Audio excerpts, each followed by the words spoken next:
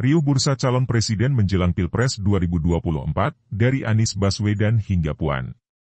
2 minggu menjelang lengser dari kursi DKI 1, Anies Baswedan dipinang Partai Nasdem sebagai calon presiden. Dalam acara sederhana itu, Anies yang mengenakan setelan jas hitam menerima ajakan partai pimpinan Surya Paloh tersebut. Dengan segala kerendahan hati, bismillah kami terima dan siap menjawab tantangan itu, kata Anies saat menyampaikan pidatonya di Nasdem Tower, Senin, 3 Oktober 2022. Nama Anies terpilih dari 3 calon yang diumumkan Nasdem dalam rapat kerja nasional pada Juni lalu. Selain Anies, Nasdem saat itu mengumumkan nama Gubernur Jawa Tengah Ganjar Pranowo dan Panglima TNI Andika Perkasa. Nama Anies Baswedan mencuat di sejumlah survei sebagai capres yang menempati posisi 3 besar bersama Ganjar Pranowo dan Prabowo Subianto. Kendati begitu, Anies tidak pernah menyatakan secara gamblang jika ia berkenan maju di kontestasi Pilpres 2024. Alih-alih menyatakan kesiapannya nyapres di Indonesia, Anies malah mengungkapkannya kepada media Reuters saat singgah di Singapura. Kepada Reuters, dia mengaku siap maju dalam pemilu 2024. Nihilnya kendaraan politik, kata Anies, membuatnya memiliki ruang untuk berkomunikasi dengan semua partai politik. Saya siap maju sebagai presiden jika ada partai yang menominasikan saya, kata Anies dilansir dari Reuters, Kamis, 15 September 2022. Anies menyebut hasil survei yang kerap memposisikan namanya dalam 3 besar capres sudah muncul sebelum dia mulai berkampanye. Menurutnya, hasil survei ini bakal memberikan kredibilitas lebih baginya. Mantan Menteri Pendidikan tersebut mengaku Partai Nasdem mengajaknya berjalan beriringan dalam meneruskan pembangunan di Indonesia. Ia turut menyebut partai ini menggaetnya untuk memperbaiki pekerjaan yang kurang dan menuntaskan yang belum sempat diselesaikan oleh rezim sebelumnya. Namun, Anies menegaskan jika dirinya masih bertugas sebagai Gubernur DKI Jakarta. Masa jabatan Anies bakal resmi usai pada 16 Oktober 2022 mendatang. Di masa tersisa tepat 2 minggu sejak hari ini, izinkan kami menuntaskan yang di Jakarta sampai tuntasnya tanggung jawab yang diamanahkan rakyat Jakarta, ujar Anies. Deklarasi mendadak Partai Nasdem. Keputusan Partai Nasdem mengusung Anies sebagai Capres 2024 diumumkan langsung oleh Ketua Umum, Surya Paloh. Surya mengaku telah menerima berbagai masukan, saran, serta berkontemplasi sebelum menjatuhkan pilihannya pada Anies. Selanjutnya, Surya Paloh soal alasan pilih Anies. Kenapa Anies? Jawabannya adalah why not the best, kata Surya dalam pidatonya di Nasdem Tower, Jakarta Pusat, Senin, 3 Oktober 2022. Menurut Surya, Anies merupakan sosok yang mampu meneruskan pembangunan di Indonesia. Ia juga menilai prinsip dan perspektif Anies sejalan dengan apa yang diakini oleh Partai Nasdem. Inilah mengapa akhirnya Nasdem memilih sosok Anies Baswedan. Kami memikirkan masa depan bangsa ke depan. Insya Allah jika Anies terpilih jadi presiden, pimpinlah bangsa ini jadi bangsa yang lebih bermartabat, yang mampu membentuk karakter daripada bangsa ini sejatinya, ujarnya.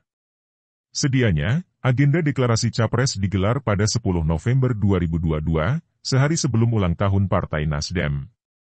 Namun, dugaan kriminalisasi Komisi Pemberantasan Korupsi, KPK, terhadap Anies disebut-sebut membuat partai ini memajukan jadwal deklarasi. Anies menjadi salah satu pejabat yang diperiksa oleh KPK dalam mengusut kasus Formula E.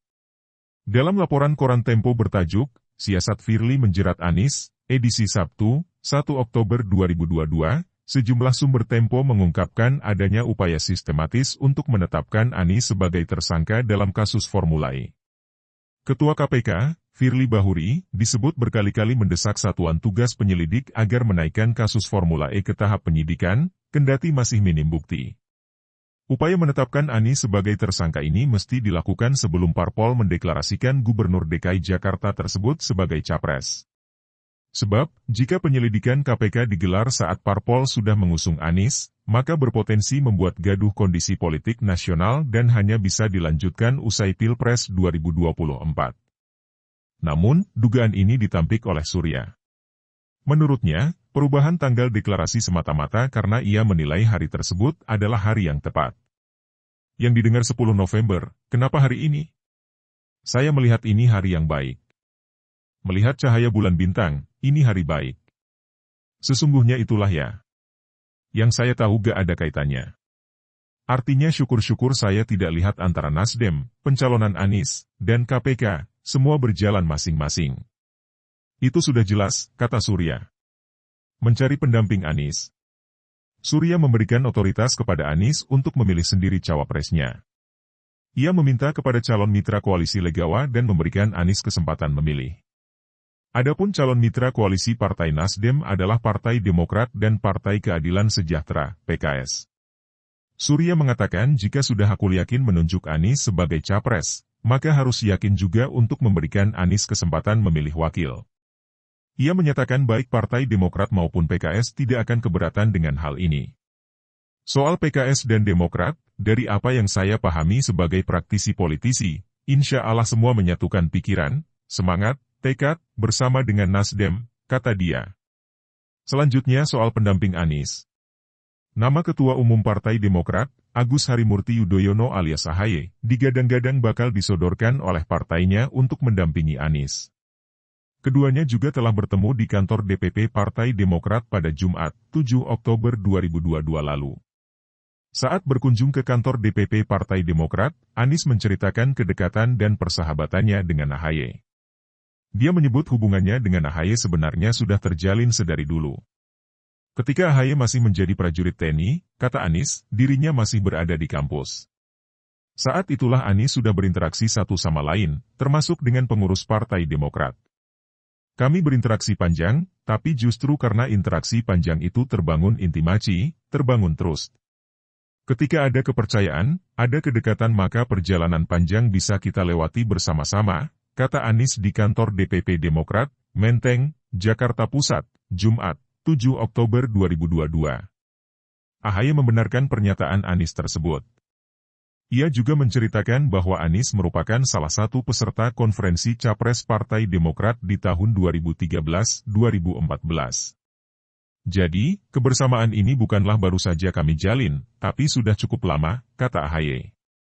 Sementara itu, Ketua DPP PKS, Mardhani Alisera, menilai persoalan cawapres baiknya diserahkan pada Anies.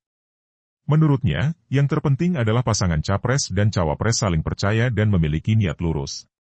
Dia menyebut lumbung suara terbesar Anies berada di Jawa Barat, DKI Jakarta, Sumatera, dan Banten. Ia mengatakan pasangan Anies mesti memiliki basis suara yang kuat di Jawa Tengah dan Jawa Timur.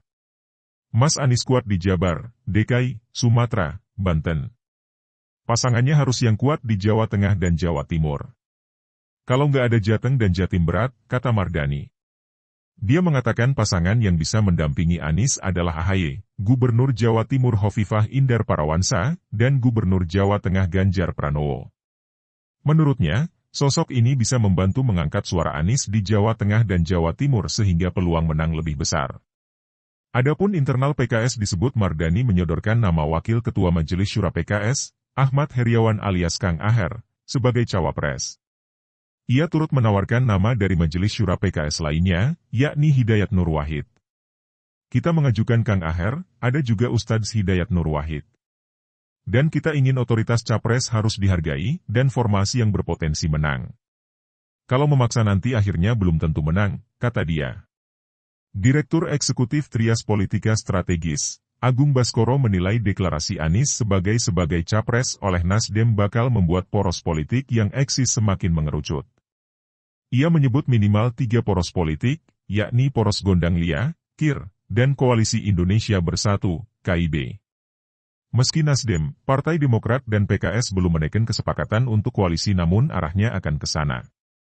Karena secara institusional baik Nasdem, Demokrat, dan PKS memiliki komunikasi yang baik dan secara personal, sosok Anies diterima pula oleh Demokrat dan PKS, kata Agung dalam keterangannya Selasa 4 Oktober 2022.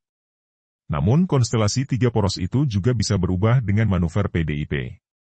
PDIP memang memiliki tiket emas untuk maju di Pilpres secara mandiri, namun kemungkinannya kecil mengingat Puan Maharani intensif berkomunikasi dengan partai lain. Saat ini, Koalisi Kebangkitan Indonesia Raya, KIR, yang terdiri atas Partai Gerindra PKB telah mengusung Prabowo. Adapun Koalisi Indonesia Bersatu masih belum menetapkan capresnya. Puan belakangan terlihat warawiri bertemu dengan beberapa ketua umum partai politik. Pertemuan